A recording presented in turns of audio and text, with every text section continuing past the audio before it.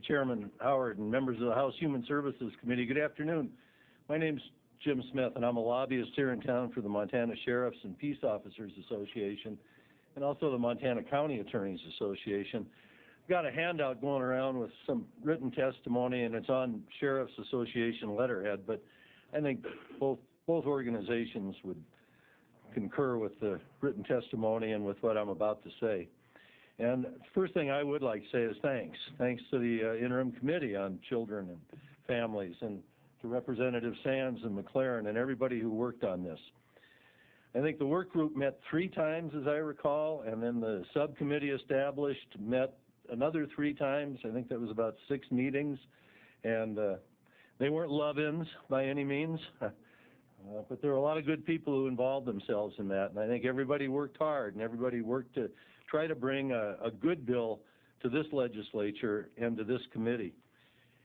And I really think we'd all agree that Sue O'Connell, your staff person here and staff person for the interim, did a great job in terms of synthesizing everything she heard and saw, and she had a lot to do with getting the bill into the form it is. So Ms. O'Connell, Sue, thanks very much.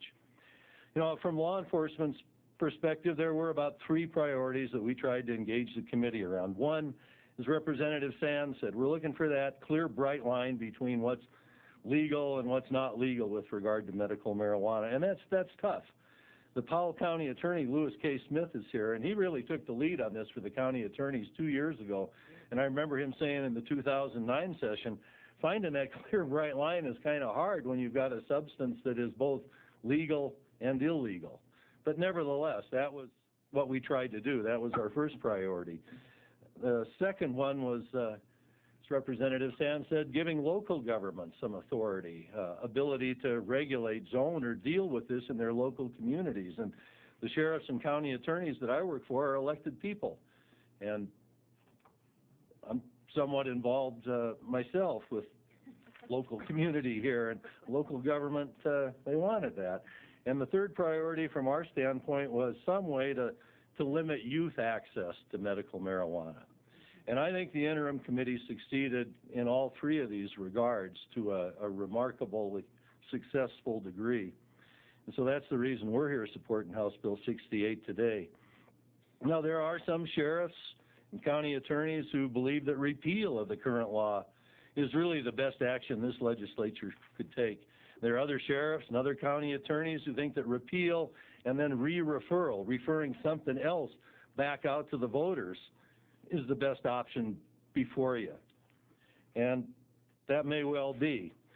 But I think both associations that I work for believe that some immediate clarification in the law is needed. I mean, they don't want to wait around until 2012 and see what a re-referral is going to look like. They'd like that clarification now.